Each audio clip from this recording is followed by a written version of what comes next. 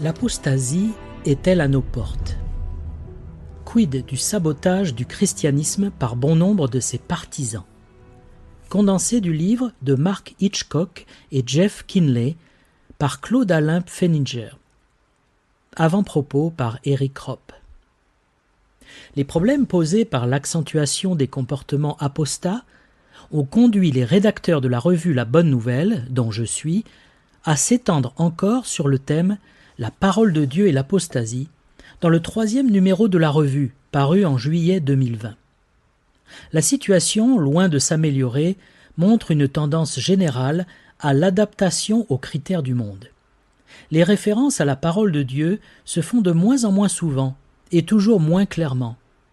On est plus préoccupé par l'impact que son Église peut avoir sur le monde, au prix de certains compromis, que par le souci de s'en tenir à ce que Dieu nous demande dans sa parole écrite. Peu à peu, des barrières infranchissables hier ne sont plus des obstacles à l'adoption de pratiques manifestement réprouvées et même condamnées par les Saintes Écritures. Cette situation est particulièrement vérifiée par des unions toujours plus larges dans le sens d'un œcuménisme qui associe des fidèles avec des infidèles notoires. Mais cela devient également toujours plus manifeste dans le domaine de la morale et des mœurs. Pourtant, ces péchés sont clairement condamnés par l'apôtre Paul, 1 Corinthiens 6, 9 et 10, 1 Timothée 1, 9 et 10. Hélas, certains d'entre eux ne sont plus condamnés, ils sont plutôt acceptés au nom de l'amour. Comment en est-on arrivé là, si ce n'est parce que la vigilance a fait défaut? Pourtant, les avertissements du Seigneur Jésus et des apôtres ne manquent pas.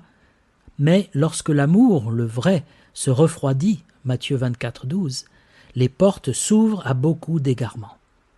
C'est pourquoi nous pensons qu'il est nécessaire d'apporter un éclairage renouvelé sur des dérives doctrinales, telles le charismatisme, mais aussi sur l'importance de maintenir à l'Évangile toute sa puissance de salut, notamment en gardant intacte la doctrine du sacrifice expiatoire du Fils de Dieu.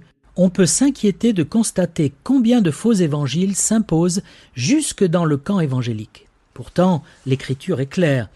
Je vous rappelle, frères, l'évangile que je vous ai annoncé, que vous avez reçu, dans lequel vous avez persévéré, et par lequel vous êtes sauvés, si vous le retenez dans les termes où je vous l'ai annoncé. Autrement, vous auriez cru en vain. 1 Corinthiens 15, 1 et 2. Nous l'avons dit précédemment, et je le répète à cette heure, si quelqu'un vous annonce un évangile s'écartant de celui que vous avez reçu, qu'il soit anathème. Galates 1,8. Devant de telles affirmations, comment est-il possible de se laisser entraîner dans des systèmes aussi pervertis que les représentent des Kenneth Hagin, Eugene Peterson et même plus subtilement Joyce Meyer? Ce sont des évangiles sans repentance, sans croix, sans obéissance, selon Samuel Hadzakordzian. Quels fruits peuvent-ils produire qui glorifieraient Dieu? D'où provient cette faiblesse devant de telles abdications? Samuel et Dorothée Hadzakordzian montrent où le bas blesse. Trop de chrétiens aujourd'hui ne lisent presque plus leur Bible, encore moins l'étudient. Dès lors, il n'est pas étonnant qu'ils soient comme des enfants flottants et emportés à tout vent de doctrine, selon Éphésiens 4, 14. Ils ne supportent plus la saine doctrine. Tandis que le psalmiste s'exclame « Je vois des bornes à tout ce qui est parfait. Tes commandements n'ont point de limite. Combien j'aime ta loi. Elle est tout le jour l'objet de ma méditation. Tes commandements me rendent plus sage que mes ennemis, car je les ai toujours avec moi. » Psaume 119, 97. Quelle belle disposition pour quelqu'un qui veut plaire à Dieu. Quelle protection la loi de Dieu offre à celui qui veut connaître ce que dit l'Écriture. Car il existe de dangereux faux docteurs dans certaines églises, et pas seulement outre-Atlantique. Pour garder l'esprit éveillé, un esprit de discernement, il nous faut suivre les recommandations de l'apôtre. N'éteignez pas l'esprit, ne méprisez pas les prophéties, mais examinez toutes choses, retenez ce qui est bon. 1 Thessaloniciens 5, 19. De même, l'apôtre Jean met en garde. Bien-aimés, n'ajoutez pas foi à tout esprit, mais éprouvez les esprits pour savoir s'ils sont de Dieu, car plusieurs faux prophètes sont venus dans le monde. 1 Jean 4, 1. Ne perdons pas de vue que c'est Satan qui se tient derrière toute corruption de la foi, toute tentative de déstabilisation du croyant. Aussi est-il de la plus grande importance d'être armé contre cet ennemi-là. Éphésiens 6, 10 à 18, 2 Corinthiens 10, 4 et 5. Nous avons besoin de développer et d'entretenir la vision du combat spirituel dans lequel nous sommes obligatoirement engagés si nous voulons suivre l'agneau partout où il va, selon Apocalypse 14, 4. La tâche des serviteurs de Dieu dans les églises est de conduire leurs troupeaux vers la maturation spirituelle, Éphésiens 4, 11 à 16. Dans la pratique, ils se mettent trop souvent au niveau des membres de leurs églises, étant plus sensibles à leurs desiderata pour s'assurer que leur nombre reste croissant, qu'à l'appel express du Seigneur. Celui qui vaincra, il y a un adversaire à identifier et à combattre, je le ferai asseoir avec moi sur mon trône, comme moi j'ai vaincu et me suis assis avec mon Père sur son trône. Apocalypse 3, 21. Ainsi, la vigilance s'impose pour discerner les plans de l'adversaire, afin de pouvoir les déjouer avec l'assistance du Seigneur de l'Église, contre laquelle les portes de l'enfer ne prévaudront pas. Matthieu 16, 18. Il est nécessaire de revenir régulièrement sur ce thème de l'apostasie, un peu comme l'apôtre Pierre, qui, dans ses 2 lettres, n'a pas hésité à renouveler ses avertissements pour éveiller l'intelligence spirituelle de ses lecteurs, face aux événements annoncés par les prophètes, qui se produiront dans les derniers jours. Nous ne voulons pas être de ceux qui abandonnent la foi pour s'attacher à des esprits séducteurs, 1 Timothée 4.1, mais de ceux qui ont la foi pour sauver leur âme, Hébreux 10, 39. Introduction. Comme il l'a fait par le passé, Satan s'efforce de miner l'Église de Christ à partir de l'intérieur. Plus sournoisement que jamais, de doctes chrétiens tordent la parole de Dieu, dont ils discréditent l'autorité et contestent la place unique de Jésus-Christ, n'hésitant pas à remplacer la fidélité aux Écritures par l'enflure de leur expérience personnelle. Ce livre suggère que l'apostasie prédite par Paul en 2 Thessaloniciens 2.3 est à nos portes. Il est impératif que nous soyons avertis de sa réalité, tout comme des moyens de s'en dégager. Chapitre 1. Dieu et le vaisseau fantôme. À l'image d'un vaisseau fantôme abandonné par son équipage et par son capitaine, la race humaine semble dériver sans but, à la merci de toutes les turbulences. Mais elle n'est pas insensible aux menaces qui se précisent. Pour plus de 40% des Américains, l'avenir a les couleurs sinistres d'une dystopie, d'une fin du monde effrayante.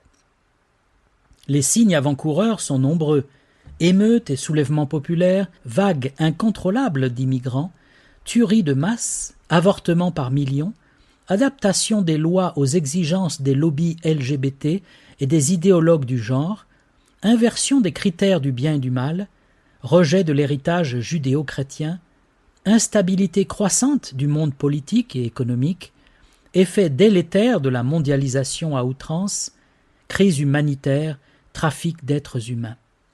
Le Moyen-Orient devient de plus en plus chaotique et la Russie y consolide une emprise inquiétante. Les auteurs du livre mentionnent également les exactions de l'État islamique.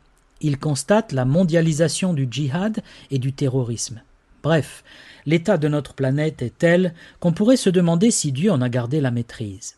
Quelques textes donnés à des croyants en temps de crise, comme Daniel 4, 35, Ésaïe 40, 6 à 31, sont là pour nous rappeler que Dieu reste souverain. Si les chrétiens ne veulent pas sombrer avec le monde, il aurait nécessaire de s'examiner, et à la lumière des critères du Seigneur, de se demander si l'esprit d'apostasie ne les a pas écartés de leur route. Tout croyant passe par des périodes de crise physique, spirituelle ou morale. C'est pour le relever et le guider qu'ont été rédigés les épîtres du Nouveau Testament. S'il se repent et met sa vie en ordre, il peut, par la grâce de Dieu, retrouver le chemin de la vérité et de la vocation. Mais il y a dans les églises d'autres personnes que des chrétiens réellement nés de nouveau. Ce sont des chrétiens de nom, dont la foi ne repose pas en Christ et qui n'ont pas de bouclier contre l'erreur doctrinale ou morale. Rien ne les prémunit contre les séductions et le naufrage de leur foi d'emprunt. 1 Timothée 1, 18 à 20. S'ils ne se convertissent pas, ils risquent de grossir les rangs des apostats du passé.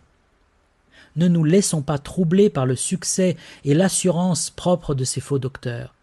Notre capitaine est tout suffisant pour nous garder des enseignements de néant et pour nous amener à bon port. Il est fidèle. Mais craignons les petits écarts qui, avec le temps, pourraient nous amener très loin du but. Jésus prie pour notre sécurité et nous donne le phare de la parole de la vérité. Plus nous prenons celle-ci à cœur, plus nous serons capables de déjouer les funestes écueils du monde et d'obéir à notre Seigneur. Chapitre 2. La 5e colonne.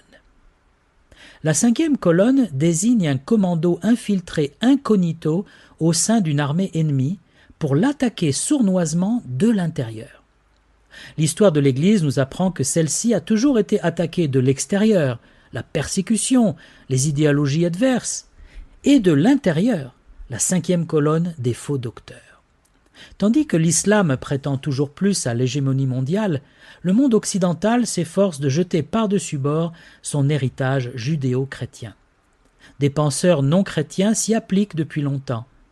Mais dans l'Église, des théologiens et des faux docteurs, chrétiens entre guillemets, leur prêtent maintenant main forte, en vrais agents de l'apostasie. Ce qui caractérise ces saboteurs, c'est leur rejet de la foi biblique au profit de doctrines étrangères. Leur conduite est à l'image déformée de leur théologie. Qu'ils quittent ou non leur Église, qu'ils confessent encore quelques vérités bibliques ou rejettent en bloc l'inspiration plénière des Écritures, ce sont des corps étrangers qui n'ont jamais vraiment appartenu au corps de Christ. Il leur arrive pourtant d'être tenus en haute estime. L'Internet renforçant leur audience, ils parviennent à entraîner des multitudes dans leurs égarements. Les avancées de l'apostasie, jusque dans des milieux qui se réclament de leur fidélité à l'Écriture, s'accélèrent. Nous assistons à une flambée mondiale de l'apostasie, comme l'Église n'en a jamais connu. Cette pandémie spirituelle est donc un phénomène d'une toute autre dimension que les épreuves que traversaient les Thessaloniciens. Nous y prêterons d'autant plus attention que nous voyons s'accomplir nombre de prophéties présageant le retour imminent du Seigneur, ainsi que du rétablissement de la nation d'Israël, de la globalisation forcée, plateforme idéale d'un gouvernement mondial, et des bouleversements géostratégiques au Moyen-Orient. Mais c'est avant tout l'enseignement de Paul qui nous éclaire. Ces avertissements aux Thessaloniciens tracent les contours de l'ultime apostasie. L'apôtre avait précédemment enseigné à ceux-ci, au chapitre 4, verset 17, que tous les croyants seraient enlevés auprès du Seigneur lorsqu'il viendrait chercher son Église. Sur terre, les hommes sans Dieu passeraient alors par un temps de jugement unique dans l'histoire. 1 Thessaloniciens 5, 3 et suivant. Les croyants de Thessalonique, sous le feu de la persécution, mais aussi sous l'influence de faux docteurs, s'imaginaient qu'ils étaient entrés dans la grande tribulation, première étape du jour de Christ. Les faux docteurs leur inculquaient probablement que, puisqu'ils étaient encore sur terre, le Seigneur ne les enlèverait à lui qu'au terme de cette période, d'où leur trouble. Maintenant, Paul leur dit expressément que les épreuves qu'ils subissent ne sont pas celles de la tribulation, car celle-ci, précédée par l'apostasie générale, est indissociable du règne diabolique de l'Antichrist. 2 Thessaloniciens chapitre 2. L'apostasie générale que Paul mentionne en 2 Thessaloniciens 2 verset 3 concerne un abandon de la foi manifesté sur une très large échelle, touchant des multitudes d'églises dites chrétiennes, prêtes à accueillir à bras ouverts des doctrines pernicieuses et des normes de conduite totalement anti-bibliques. Des passages comme 1 Timothée 4, 1 à 3, 2 Timothée 3, 1 à 13, 2 Pierre 2, 1 à 22, 3, 3 à 6 et tout le livre de Jude dévoilent les racines de cette subversion théologique et morale.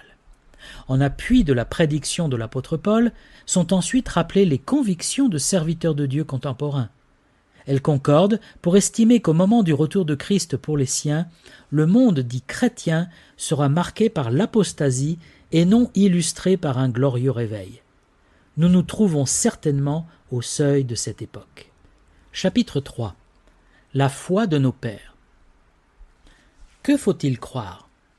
L'opinion commune veut que si quelque chose me semble bon, plaisant, vraisemblable, profitable, cela prime sur toute autre considération et même sur l'avis de Dieu. Le tentateur recourut à cette philosophie lorsqu'il mit Ève puis Adam en présence du fruit défendu. Aujourd'hui, la préférence personnelle est devenue l'aune du bien et du mal. Malheureusement, c'est aussi l'ingrédient que l'esprit d'apostasie peut introduire dans la lecture biblique des chrétiens, une lecture sélective. Savons-nous bien pourquoi nous croyons ce que nous croyons ? Qu'est-ce qui nous pousse à adopter des convictions comme fondées et à en rejeter d'autres ? Nos sentiments du moment ? Une certaine tradition familiale ? Les valeurs de notre culture originelle ? L'avis d'autres croyants ? L'opportunisme ? Soyons conscients qu'il y a une opposition radicale entre croire ce que dit la révélation biblique parce que c'est Dieu qui l'affirme et croire une déclaration biblique parce qu'elle me convient. Soyons aussi conscients que croire comme la Bible demande implique de notre part, en plus d'une simple compréhension intellectuelle, un acte de volonté et une adhésion du cœur. Cette foi nous engage tout entier et change notre vision de Dieu, de la vie, des autres, du monde et de la réalité même. Croire ne peut se satisfaire de réduire l'Écriture à quelques passages favoris. Notre aliment, c'est l'Écriture tout entière, 2 Timothée 3, 16 et 17.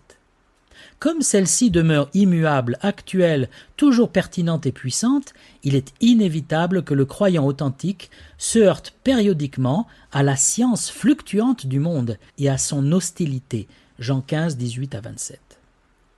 Des dénominations chrétiennes espèrent contourner la nécessité de confesser l'ensemble de la révélation par un repli sur un credo réduit à quelques articles consensuels et à quelques principes bibliques compris de manière symbolique, c'est-à-dire non littérale. Le reste de la Bible est jugé inadapté à la culture contemporaine. Cette tentative d'accommodation à la culture ambiante est sans lendemain. Elle mène à des redéfinitions de la création, de la différenciation des sexes masculins et féminins, du mariage, des rôles respectifs du mari et de l'épouse, des rôles des hommes et des femmes dans l'Église, de l'homosexualité, etc. Redéfinitions qui n'ont plus rien à voir avec la foi de nos pères, c'est-à-dire avec les doctrines que 2 millénaires de christianisme tenaient en général pour acquises. Immergés dans cette soupe relativiste, nous peinons parfois à démêler vérité, demi-vérité et grossiers mensonges. Il est d'autant plus vital que nous soyons enracinés dans l'intégralité de la parole et que nous croissions dans la connaissance de Christ, 2 Pierre 3, 14 à 18. La saine doctrine nous permet de détecter les ruses du diable. Elle nourrit notre foi, nous attache à Dieu, encourage les croyants face à la contradiction et leur permet d'y répondre. En évoquant l'entretien de Jésus avec la Samaritaine, en Jean chapitre 4, les auteurs soulignent que pour conduire cette femme à la foi, Jésus a dû dévoiler le péché de celle-ci et lui expliquer que l'adoration authentique implique une relation en esprit et en vérité avec le Père. Paul complète cette leçon en parlant de son ministère comme d'un combat contre des spéculations et des raisonnements qui s'opposent à la connaissance de Dieu. Il mène ce combat dans le but de conduire toute pensée captive à l'obéissance de Christ. 2 Corinthiens 10, 3 à 5. Cependant, s'il y a controverse, il est vital de ne pas argumenter comme s'il s'agissait d'une joute intellectuelle ou d'une bataille en faveur de notre promotion personnelle. L'érudition ou l'art oratoire exhibés dans cet état d'esprit ne peuvent que contribuer à nous enfler d'orgueil. 2 Corinthiens 8, verset 1. Le témoignage à la vérité doit se faire avec humilité, dans la dépendance de Christ et à la gloire de Dieu. Philippiens 1, 9 à 11, Colossiens 1, 9 à 10. C'est ainsi que théorie et pratique formeront un attelage efficace pour recommander l'Évangile. L'histoire de l'Église nous rapporte qu'à certaines époques, le message biblique était gravement lacunaire ou déformé. Il fallait des hommes de courage, de foi et de grand attachement à la parole pour réclamer un retour à une doctrine et à une conduite conforme à la volonté de Dieu. C'est de ce combat que parle l'apôtre Jude, verset 3. En développant ce thème, Jude traque clairement l'ennemi dans la bergerie, verset 4. Les faux docteurs ne se gênent pas pour imposer leurs manières, leur fausse sagesse et leurs mœurs dépravées, comme s'il s'agissait d'une nouvelle forme de super-spiritualité. En réalité, ils poursuivent leurs intérêts égoïstes et sont esclaves de leurs instincts charnels. Nous comprenons donc que pour les contrer, une connaissance sérieuse de la saine doctrine ne soit pas superflue. Au reste, il ne faut jamais dénigrer la doctrine. Les articles les plus élémentaires de la foi sont doctrine et théologie. Ces fondements ne sont pas la chasse gardée de spécialistes, mais l'affaire de tout croyant. En effet, la bonne doctrine nous permet de voir les choses comme Dieu les voit. Elle nous révèle la vraie nature du Dieu trinitaire. Par l'action de l'Esprit, elle nous introduit dans l'intimité de la vérité faite chair et éclaire le sens de son œuvre. Elle nous convainc de péché, de justice et de jugement. Elle nous permet de saisir les conditions et la fin glorieuse du salut en Christ. Elle engendre la foi. Tout au long de notre marche chrétienne, elle forge progressivement notre entendement et nous apprend à déjouer les pièges de l'ennemi. Hébreux 5, 12 à 14. Mais soyons prudents. Les faux prophètes ne présentent pas tous le même profil humain. Certains croient sincèrement prêcher la vérité, quoiqu'y mêlant l'erreur. D'autres trompent sciemment leur monde par soif de pouvoir et de profit. Mais tous représentent une menace. Matthieu 7, 15 à 19. Leurs fruits, sous forme d'enseignements divers, de programmes d'action, de manières de gouverner les foules ou de moralité, sont à passer au crible de la parole et non à évaluer au degré de sympathie dont ils jouissent. Chapitre 4. Une culture du compromis. L'Écriture sainte ne peut être anéantie, ni déconstruite et remodelée, Jean 10, 35. Cependant, l'Église apostate n'hésite plus à saper les fondations doctrinales et morales qui devraient faire sa force.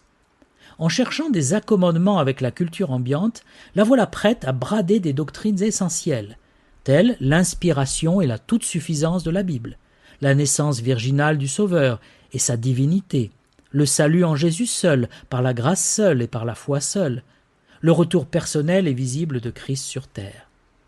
Le fondateur de l'armée du salut, William Booth, avait prédit que vers la fin du XXe siècle, maintes églises prêcheraient un christianisme sans Christ, un pardon sans repentance, un salut sans régénération et la réalité du ciel sans celle de l'enfer. Et c'est ce qui se vérifie. En 2008, aux USA, 57% des fidèles d'églises évangéliques traditionnelles pensaient que quantité de religion pouvait conduire au salut. N'est-ce pas un signe qu'avec les encouragements de théologiens libéraux ou avec ceux de prophètes faussement inspirés, nous glissons déjà sur les pentes de l'apostasie? Mais tout compromis est-il condamnable? Non, évidemment. La vie courante, les relations dans le mariage, dans la famille, au travail et dans les affaires publiques sont faites de compromis qui peuvent être une marque de sagesse. Cependant, chercher des compromis sur des vérités révélées dans la parole, et parmi elles les normes bibliques établissant l'institution de la famille, est une démarche inacceptable. Des croyants donnés en exemple dans la Bible, tels que Daniel et ses compagnons, peuvent nous aider à comprendre que se plier à certaines exigences sociales ou culturelles est de l'ordre du bon sens, mais que transiger sur les doctrines immuables de la parole n'est pas une option pour le chrétien. Qu'est-ce qui pousse les chrétiens au mauvais compromis? Les auteurs donnent 5 raisons. 1. L'amour du monde et la désobéissance à Dieu. 2. Une connaissance superficielle de la parole. 3. Une attitude de révolte et d'arrogance. 4. Un refus de passages bibliques qui semblent trop durs ou étroits. 5. Le désir de mettre les autres à l'aise et de leur plaire. Pour certains progressistes, comme on les appelle, les compromis consentis par les chrétiens libéraux permettent une évolution positive des mentalités. Ces maîtres à penser veulent ignorer qu'en réalité, ces concessions sont le signe du temps dont Paul avertissait Timothée.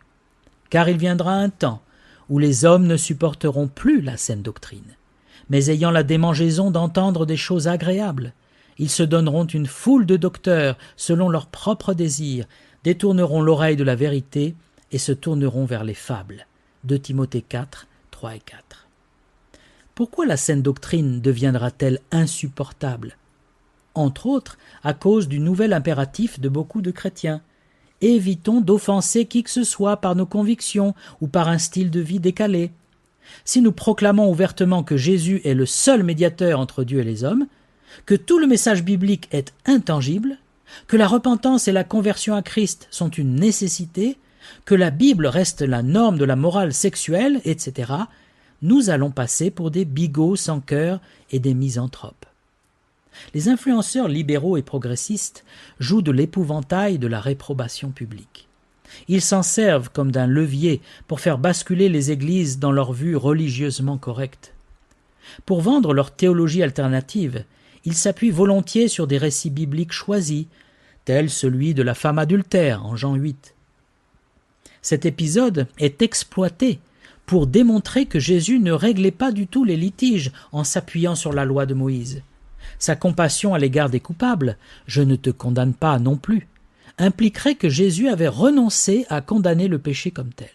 Or, un examen sérieux de cette rencontre, où Jésus dit « va et ne pêche plus », et du contexte, Jean 7,7, Jean 15, 18 à 25, démontre que ces thèses sont inconsistantes. C'est précisément parce que Christ, par ses œuvres et par ses paroles, a mis en évidence le péché des hommes que ces derniers l'ont crucifié.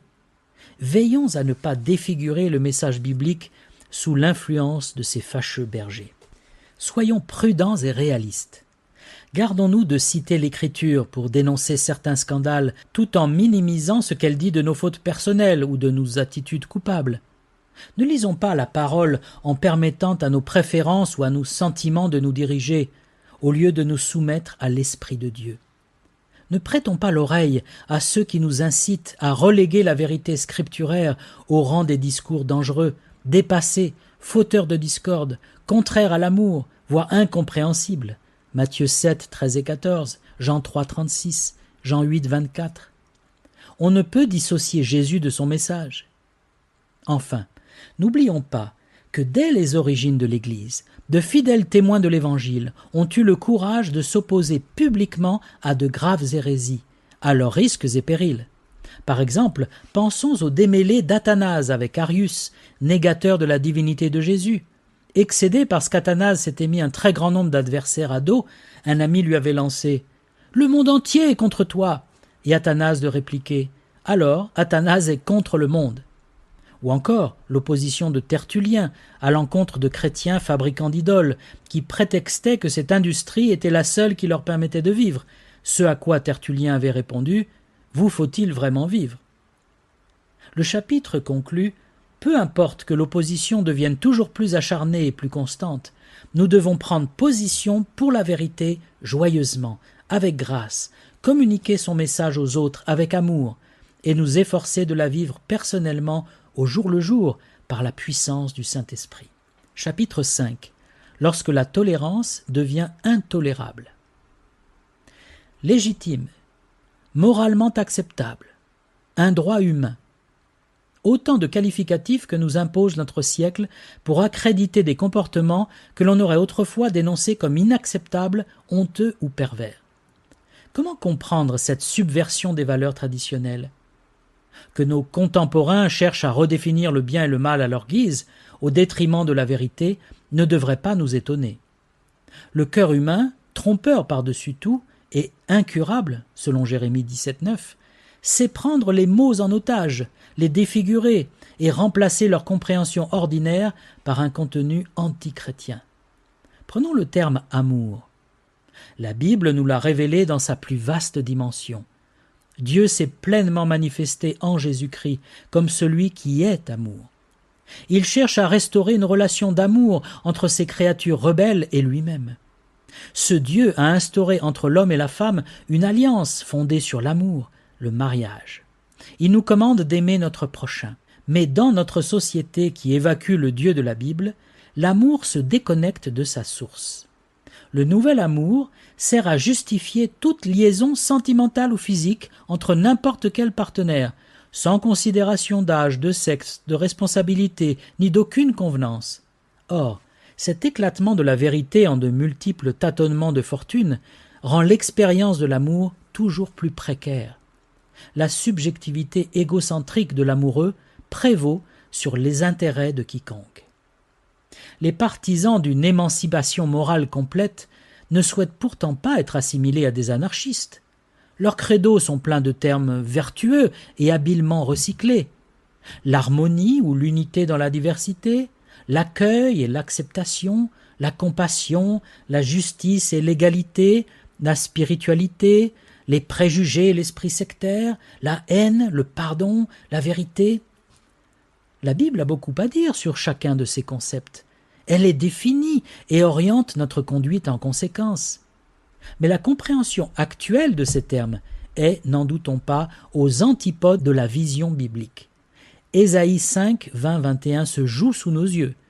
Malheur à ceux qui appellent le mal bien et le bien mal, qui changent les ténèbres en lumière et la lumière en ténèbres, qui changent l'amertume en douceur et la douceur en amertume. Malheur à ceux qui sont sages à leurs yeux et qui se croient intelligents. L'apôtre Paul déclare que ce processus de refus et de désintégration de la vérité mène à un jugement de Dieu, jugement qui commence ici-bas, déjà dans le vécu des artisans de mensonges et dans nos sociétés. Romains 1, 28 à 32.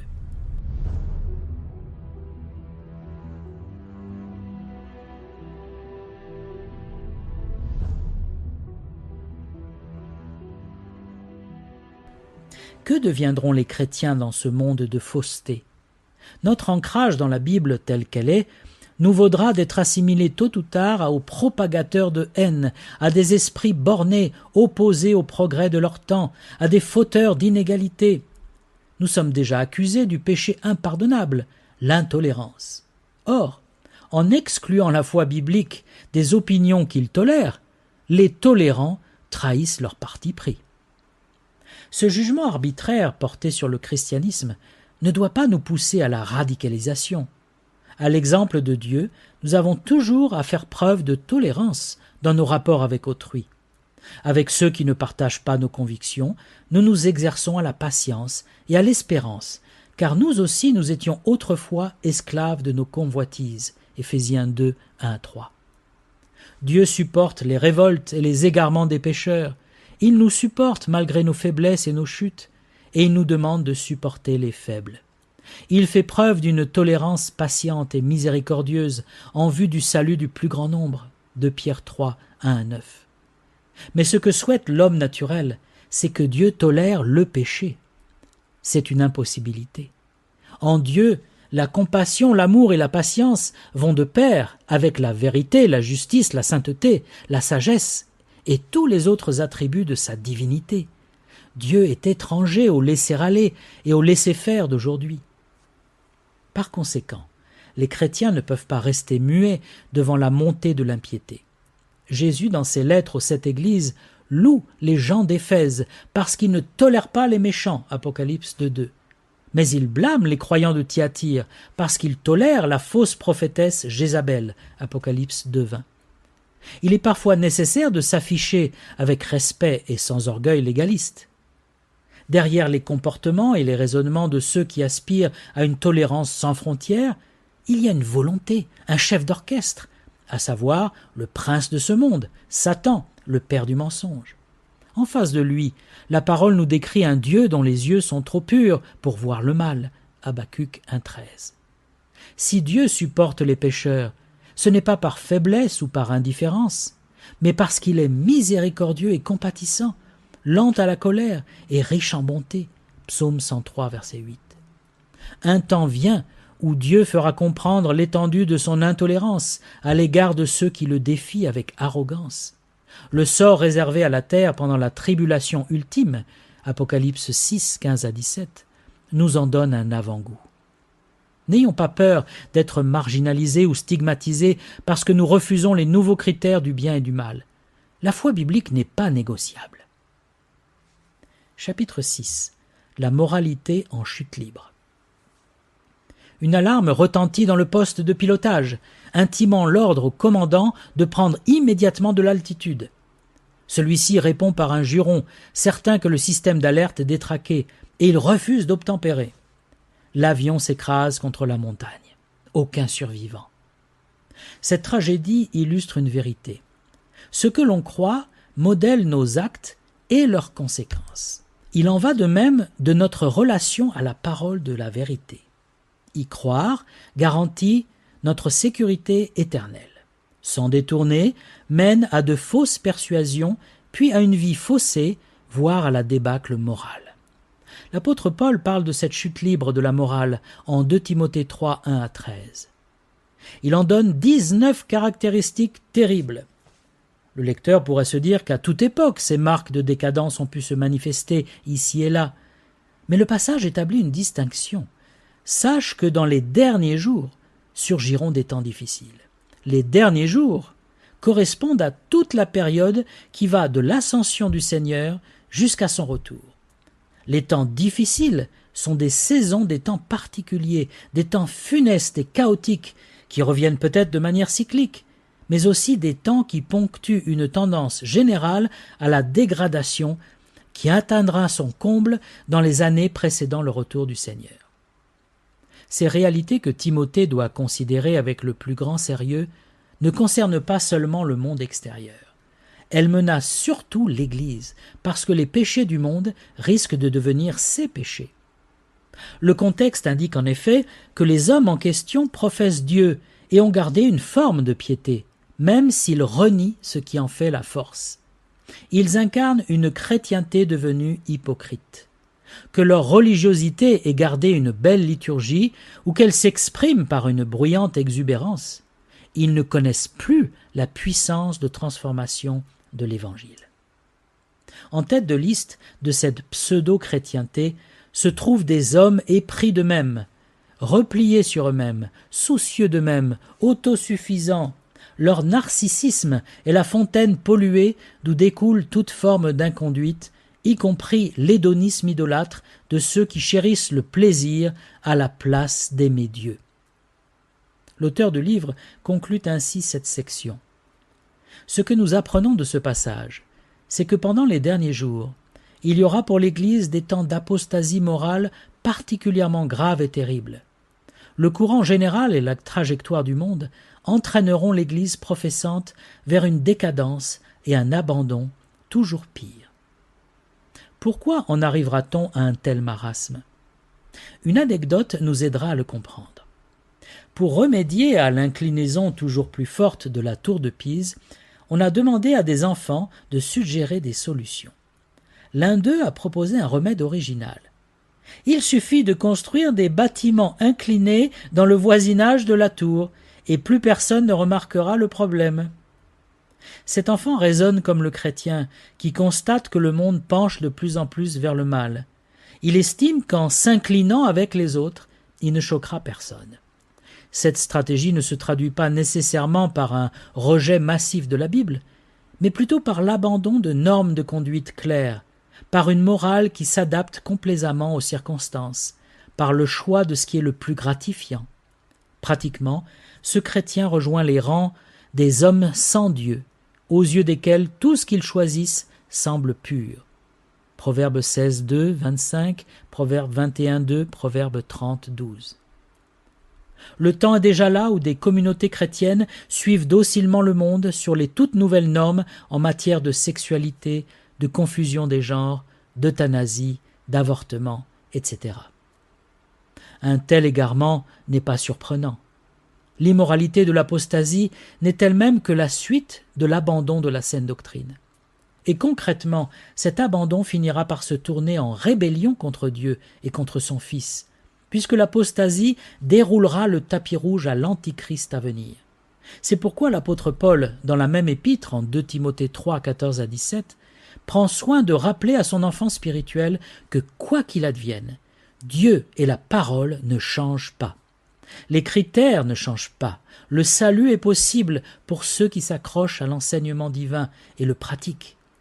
La parole est à la fois nourriture et armure pour ceux qui se sentent vulnérables. À 4 reprises, Paul rassure le jeune Timothée. « Pour toi, lui dit-il en substance, le programme n'est pas la défaite morale, ni la perte de ta vocation, mais la victoire en Jésus-Christ par la fidélité à sa parole. » Chapitre 7. Une heure cruciale pour l'Église. Un nombre croissant d'États ont dûment légalisé le mariage en y incluant l'union homosexuelle. De facto, ces nations rejettent la définition biblique du mariage. Elle rejette également la compréhension universelle du mariage jusqu'au XXIe siècle. Plus grave encore, bien des responsables et influenceurs chrétiens ont applaudi cette évolution. Comment interpréter ce revirement? Premièrement, dans les coulisses de ce bouleversement, c'est le diable lui-même qui s'active. Il n'est pas étonnant que le passage d'Éphésiens 6, 10 à 17, traitant du combat contre Satan, soit précédé du passage qui traite du mariage, de la famille et des rapports sociaux. L'adversaire s'attaque à Dieu en commençant par la première institution voulue par Dieu. La déferlante homosexuelle est galvanisée par l'énergie frénétique du destructeur. Deuxièmement, la Bible n'est plus enseignée comme la révélation entièrement fiable et pertinente donnée par Dieu. Elle a rejoint le statut de relique. Charles Smith s'en dépite. Alors que la grande majorité des jeunes Américains se déclarent chrétiens, leur langage et par conséquent leur connaissance personnelle de la Trinité, de la sainteté, du péché, de la grâce, de la justification, de la sanctification, de l'Église, de la scène, du ciel et de l'enfer, paraît être supplanté par le langage du bonheur, de la gentillesse et d'une récompense céleste méritée. Troisièmement, un nombre croissant de chrétiens est paralysé par les compromis et par la lâcheté. La réprobation semée par les lobbies homosexuels à l'encontre de la vision chrétienne du monde fait son effet. On se tait, on tolère. À ces trois causes, trois remèdes. Relever les défis par la foi, revenir à la parole tout entière, oser dire la vérité à ceux qui la contestent. Quelqu'un nous reprochera peut-être de nous fixer trop exclusivement sur ce péché. Pourquoi celui-là? Trois raisons nous permettent d'avancer que la pratique homosexuelle devrait sonner le tocsin pour le christianisme. Premièrement, comme le montre Paul en Romains 1, 27, il s'agit d'une conduite contraire à l'ordre créationnel. Tout péché est un péché, mais il y a des péchés plus graves que d'autres, méritant des sanctions plus lourdes. Tout automobiliste pénalisé pour un stationnement incorrect serait sûrement outré de voir son infraction comparée à un crime de sang et punie comme tel. L'apôtre ne laisse planer aucun doute sur la nature infamante et sur les conséquences qui accompagnent les pratiques homosexuelles. Deuxièmement, les défenseurs de l'homosexualité, en visant à faire admettre leur définition élargie du mariage, font éclater le caractère sacré du mariage. Toute nouvelle profanation devient recevable. Troisièmement, un nombre croissant de chrétiens professants a déjà capitulé devant la pression de notre culture et accepte les relations entre gens du même sexe. Pour ne pas nous laisser submerger par la peur du rejet, par l'incessant reproche d'homophobie ou d'intolérance, il est vital d'être convaincu que la Bible enseigne clairement que l'homosexualité pratiquée est un péché. 4 groupes de versets en témoignent. Genèse 19, versets 1 à 13, et Jude 7. La rétribution des péchés de Sodome. Parmi ces péchés, nul doute que l'homosexualité revendiquée est le plus évident. Lévitique 18, 22, Lévitique 20, 13, le jugement de la loi. Romains 1, 26 à 32. L'état lamentable de la société qui s'éloigne de Dieu, l'homosexualité généralisée, porte en elle-même son jugement. 1 Corinthiens 6, 9 et 10, 1 Timothée 1, 8 à 11. À côté d'autres formes de péché, l'homosexualité pratiquée est clairement identifiée. Les termes sont en grec malakoi, désignant dans le monde grec les hommes qui assument un rôle passif dans la relation homosexuelle. Le mot arsenokoitai se réfère à des hommes qui couchent ensemble. C'est une référence à Lévitique 18, 22 et 20, 13. Le terme apparaît aussi en 1 Timothée 1, 10. En Romains 1, verset 27, Paul parle d'arsénès, en arséin, description explicite de la relation homosexuelle. Or, une multitude d'ouvrages s'appliquent à démontrer qu'il y a d'autres manières d'interpréter ces quelques textes. Voici quelques arguments ressassés. Si l'on s'aime vraiment, il n'y a rien de mal. Nous répondons que le sentiment amoureux n'est pas le seul critère qui justifie une relation. Et si quelqu'un aime plusieurs partenaires en parallèle, ou un animal, ou un enfant qui semble l'aimer également, ou une personne mariée à une autre, le sentiment amoureux doit s'accorder avec l'ordre du Créateur pour être authentifié. Ensuite, il faut que tous aient les mêmes droits, nous dit-on. Réponse. On ne peut lutter contre la discrimination et réclamer la justice si l'on cherche à obtenir un droit que Dieu n'a pas donné. Enfin, on dit « Jésus n'a rien dit à propos de l'homosexualité ». Réponse.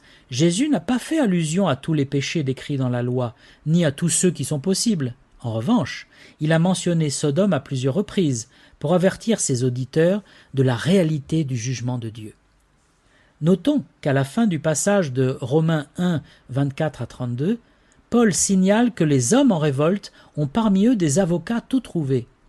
Ceux-ci usent de leur crédit populaire pour approuver ceux qui pêchent. On peut déplorer que des pécheurs cèdent au vice par passion ou par ignorance, mais ceux qui approuvent le péché sont d'autant plus condamnables qu'ils le font de sang-froid. Et en le faisant, ils entraînent une multitude dans leur égarement. Depuis les victoires des lobbies LGBT+, nos sociétés ont encore progressé dans la confusion. Nous assistons maintenant à l'explosion des genres. Selon les décomptes, entre 50 et 80 identités sexuelles sont désormais au catalogue, voire, et on peut migrer de l'une à l'autre autant de fois que souhaité. Certains proposent des traductions de la Bible neutres de genre. Ne sommes-nous pas entrés dans les jours de Noé ou dans les jours de Lot, dans ces jours si semblables à ceux qui précéderont la venue du Fils de l'homme, selon Luc 17, 28 à 30 ? Le défi qui est le nôtre maintenant est grand. Allons-nous sombrer dans l'indifférence face à l'avance du mal? Ou alors passerons-nous notre temps à fulminer contre les impies? Cherchons plutôt à achever notre course chrétienne dans la fidélité au Seigneur, en veillant sur nous-mêmes et sur notre témoignage, sachant que le Seigneur honore ceux qui s'appuient sur lui. Chapitre 8. Mais vous, qui dites-vous que je suis? Après 2000 ans de notoriété, Jésus-Christ devrait être la personne la mieux connue au monde. Et pourtant, la confusion règne à propos de son identité véritable, même au sein du milieu chrétien. Au lieu de se demander « Qui est Jésus-Christ ?», l'homme postmoderne s'interroge « Qui est Jésus-Christ pour moi ?» Cette approche relativiste explique pourquoi des foules se contentent de réinventer, sur la base d'une connaissance biblique lacunaire ou sélective, un Jésus fait sur mesure, compatible avec leur bagage conceptuel et leur sensibilité. Ce sera peut-être un Jésus ressemblant à un bon gars, cool et détendu. Il rejoue des scènes classiques des évangiles, multiplication des pains, guérison. Il défend les droits des pauvres, le climat et l'environnement. Ses disciples sont chargés de bien gérer la planète. Il s'en tient au rudiment de la théologie, mais il a un faible pour la liturgie traditionnelle. Ou alors, ça peut être un Jésus promoteur de l'égalité absolue. Il n'aime pas la lecture littérale de la Bible, parce que certains passages mettent trop l'accent sur les différences entre l'homme et la femme, ou sur le mariage traditionnel. Il n'aime pas les jugements en noir et blanc. Il préfère l'amour et l'inclusion, l'acceptation de tous. Il dit à tous « Venez à moi tel que vous souhaitez être ». Ce Jésus aura néanmoins la dent dure envers ceux qui persistent à prendre la Bible au mot, les accusant de ne rien comprendre à l'amour. Ou bien un Jésus patriote, mélangeant sans cesse foi et politique.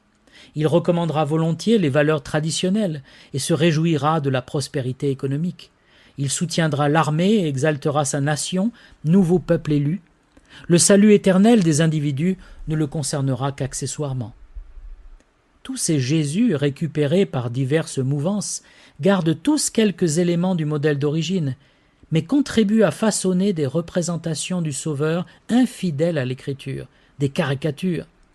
Or, nous n'avons pas besoin d'une nouvelle perspective sur Jésus. Pour le rencontrer, la Bible nous suffit, à condition que nous la lisions avec intégrité et intégralement. Face à l'image édulcorée d'un Jésus tout amour et indulgence, reprenons par exemple les premiers chapitres de l'Apocalypse. Qui ne serait pas impressionné par la révélation d'un Jésus de majesté, de puissance, de sainteté, dont le regard perce jusqu'aux recoins les plus secrets des 7 églises? Même dans les évangiles, Jésus, tout en manifestant clairement sa bonté et sa patience, ne peut se réduire à un philanthrope naïf. Jésus ne se fiait pas à eux parce qu'il les connaissait tous, Il savait lui-même ce qui était dans l'homme, écrit Jean, chapitre 2, versets 23-25. Oui, notre esprit humain est prompt à l'erreur, que nous soyons déjà chrétiens ou non. Nous avons besoin de l'Esprit de Dieu pour dégager le vrai Jésus de la multitude des images déformées que nous renvoie le monde. Mais vous, qui dites-vous que je suis ? Matthieu 16, 15. Une des vérités les plus combattues concernant Christ, c'est qu'il fut parfaitement homme, à l'exception du péché, et parfaitement Dieu. Cette double nature est fermement établie dans la parole. Elle a pourtant été contestée depuis les débuts de l'Église jusqu'à nos jours. Mais le Seigneur lui-même a pris soin de faire pénétrer cette doctrine dans le cœur de ses disciples, de sorte qu'ils transmettent le vrai Jésus au monde. Le seul chapitre 17 de Jean montre à quel point Jésus tient à ce que les paroles reçues de son Père soient communiquées à ses disciples et précieusement gardées. Leur connaissance du Maître, leur témoignage futur, leur joie, leur amour mutuel, leur sanctification sont liés à ces paroles. Cette doctrine et toutes les autres ne deviendront esprit et vie que si Dieu les imprime dans nos cœurs et dans nos intelligences. Ainsi saurons-nous distinguer le Jésus biblique d'un sauveur, entre guillemets, qui ferme les yeux sur le mal, qui est là pour nous mettre à l'aise, pour favoriser notre santé ou notre prospérité, et qui prise la tolérance et l'unité bien au-dessus du discernement et de la saine doctrine. Ainsi éviterons-nous d'être des enfants flottants et entraînés à tout vent de doctrine, trompés par les hommes avec leurs fourberies et leurs manœuvres séductrices. Éphésiens 4, 14. Chapitre 9. Les actes des apostats. Jésus se présente à nous comme le bon berger qui connaît les siens, dont les siens reconnaissent la voix, qui donne sa vie pour ses brebis, qui les mène dans de bons pâturages et auxquels il accorde la vie en abondance. Il nous donne également des bergers humains pour veiller sur nous, en nous enseignant la parole et en nous protégeant des loups. Voir Actes 20, 27 à 32. Ainsi doté par Christ, l'Église peut remplir sa mission. Demeurer la colonne et l'appui de la vérité, 1 Timothée 3,15, porter la parole de vie et retenir le déferlement de la corruption. Dans ses recommandations au jeune Timothée, l'apôtre Paul insiste solennellement sur le rôle prioritaire d'une prédication multidimensionnelle. Persuasion, répréhension, exhortation, le tout dispensé avec patience et en instruisant, 1 Timothée 4, 6, 13, 15, 16 et 2 Timothée 4, 1 et 2.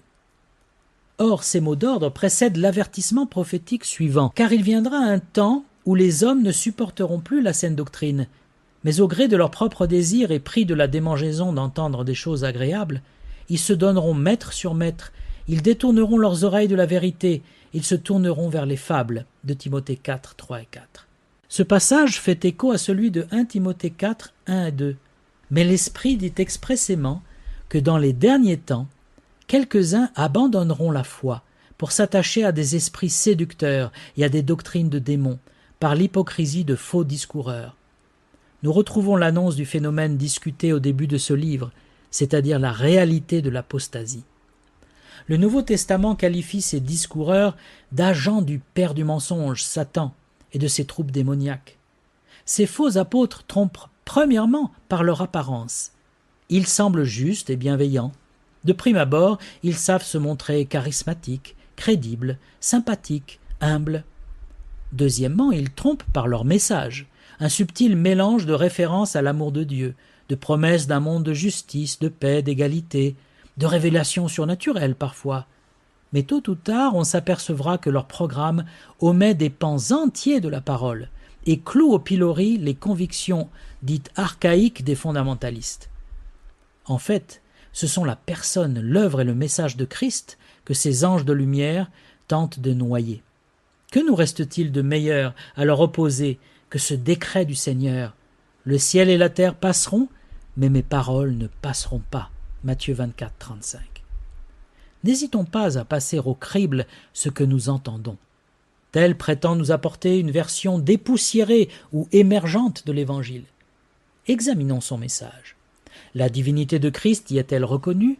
Sa mort à la croix a-t-elle valeur expiatoire et substitutive ?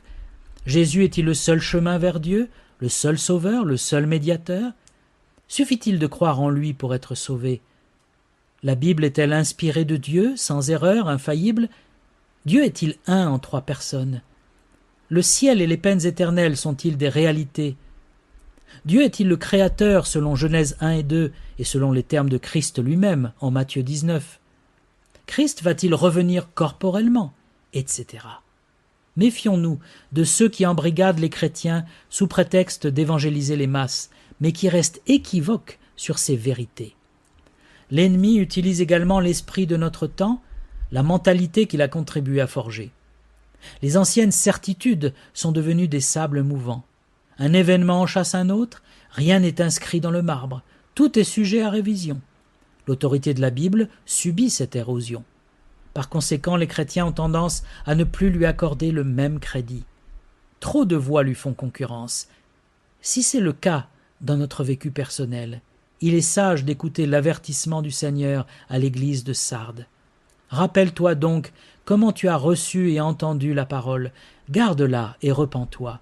Si tu ne veilles pas, je viendrai comme un voleur et tu ne sauras pas à quelle heure je viendrai te surprendre. Apocalypse 3.3. L'adhésion à une église, l'activité religieuse, même l'expérience de phénomènes miraculeux ne suffiront pas à nous ouvrir le ciel, voir Matthieu 7, 21-23. Mais notre fréquentation active de la parole nous gardera de la léthargie, de l'impureté, de l'amour de nous-mêmes et de l'erreur. Cette lampe nous éclairera sur notre avenir, mieux que n'importe quel futurologue à la mode. Enfin, identifions ces pseudo-apôtres. En contraste avec l'exemple des premiers apôtres, dont Paul en particulier, les faux docteurs ressemblent fort à ceux qui sont évoqués en 1 Jean 2,19, Jude 1, 20-24, 2 Corinthiens 11. Aujourd'hui, ils partagent souvent les traits suivants. Ils sont obnubilés par une croissance fulgurante. Ils montent des réseaux internationaux et supraconfessionnels. Ils visent l'audience la plus vaste possible. Ils recourent à des techniques de marketing parfois très discutables. Ils savent parler de manière charmeuse, convaincante et dynamique, preuve de l'action de l'esprit. Ce sont de fins stratèges, des experts en manipulation psychologique. Ils évitent de s'attarder sur la fidélité, le sacrifice de soi, la souffrance du disciple, le service caché. Enfin, ils s'intéressent de près au rendement financier de leurs entreprises. Ils savent que leur croissance rapide, leur notoriété religieuse et leur succès populaire leur valent de passer pour particulièrement bénis, une excellente publicité. Malheureusement, ces leaders sont tout sauf de vrais bergers. En 1 Thessaloniciens 2, 1-9, l'apôtre Paul rappelle que son engagement pour le Seigneur en faveur des croyants a présenté un tout autre visage que celui d'un séduisant faussaire. Apparaissent dans son curriculum vitae l'acceptation de mauvais traitements, de tâches pénibles, de la persécution, le souci de plaire à Dieu et d'apporter son message sans recourir à aucune ruse ni à la flatterie. Au lieu de la cupidité, le désintéressement. Au lieu de l'hypocrisie, une authentique affection vers les croyants. Et ce point d'honneur, nous ne falsifions point la parole de Dieu comme font plusieurs, mais c'est avec sincérité, mais c'est de la part de Dieu que nous parlons en Christ devant Dieu. 2 Corinthiens 2, verset 17. Puissions-nous, dans l'esprit du grand apôtre, servir ainsi le Seigneur qui nous a rachetés par son sang et offert le salut gratuitement. Chapitre 10. Tenir bon dans les mauvais jours. Au siècle passé, Bob George, auteur et conseiller spirituel, a voulu rappeler à ses lecteurs de quel christianisme il importait de vivre. Cherchant un terme qui le qualifie, il n'a rien trouvé de plus adapté que l'expression « le christianisme classique ». Le dernier chapitre de son livre s'intitule « Qu'est-il donc arrivé au modèle originel ?» littéralement à la chose réelle, c'est-à-dire à l'évangile non altéré. La réponse est « rien du tout ». Et il ajoute « il n'y a rien de nouveau dans le message de la grâce de Dieu. Quand il est communiqué franchement et sans être dilué, il transforme les vies de manière aussi radicale qu'il l'a fait dans les jours qui ont suivi la Pentecôte. Non, il n'y a rien de nouveau dans ce message et rien de meilleur non plus. Rien ne nous oblige, comme la génération actuelle voudrait nous y contraindre, à céder à la pression du changement, puisque la version classique de la bonne nouvelle du salut en Christ repose sur l'autorité et sur la suffisance de la parole de vérité. Cette fidélité au texte original a été un impératif au 1er siècle. Jude écrit « Je me suis senti obligé de vous envoyer cette lettre pour vous exhorter à combattre pour la foi qui a été transmise aux saints une fois pour toutes. » Verset 3. Il y décrit et dénonce les impies qui, du sein même de l'Église, dénaturent l'Évangile, se corrompent eux-mêmes, détournent les autres de la source de vie, versets 4 à 16, et s'attirent la ruine. Nul doute que Jude prédit une forme de gangrène qui, en s'amplifiant à la fin des derniers temps, touchera même les églises les plus conservatrices. Cette contagion pourrait nous amener à réagir par une attitude agressive, ressemblant à la colère des frustrés. Mais Jude a une autre perspective. Après avoir dénoncé le mal, il livre quelques instructions qui commencent ainsi. « Mais vous, bien-aimés » verset 17. « Pour vous, bien-aimés » verset 20. Et il dit en substance, premièrement, souvenez-vous de la parole révélée.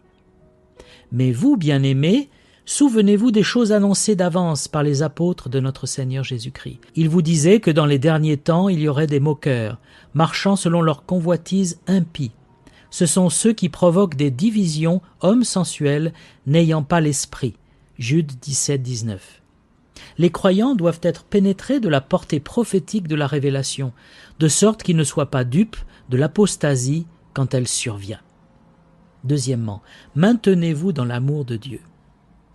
Pour vous, bien-aimés, vous édifiant vous-même sur votre très sainte foi et priant par le Saint-Esprit, maintenez-vous dans l'amour de Dieu en attendant la miséricorde de notre Seigneur Jésus-Christ pour la vie éternelle. Jude 21. Lorsque le mal s'accroît, la charité du plus grand nombre se refroidit, voir Matthieu 24, 12.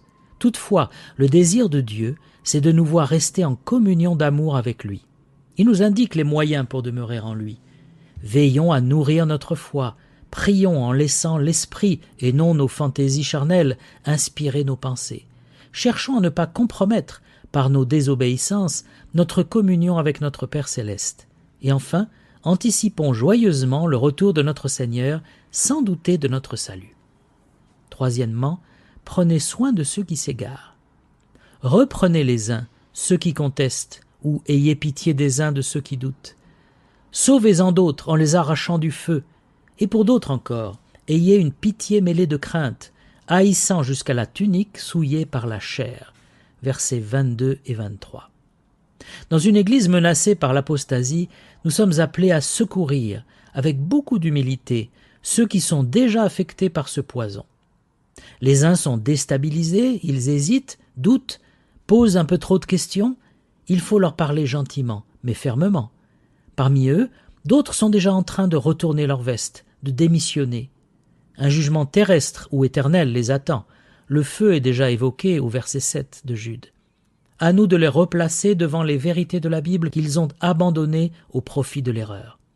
Enfin, certains sont déjà pollués par une pratique habituelle du péché. Notre compassion pour eux doit redoubler de prudence, de peur que nous ne soyons nous-mêmes séduits. Quatrièmement, réfugiez-vous dans le Seigneur.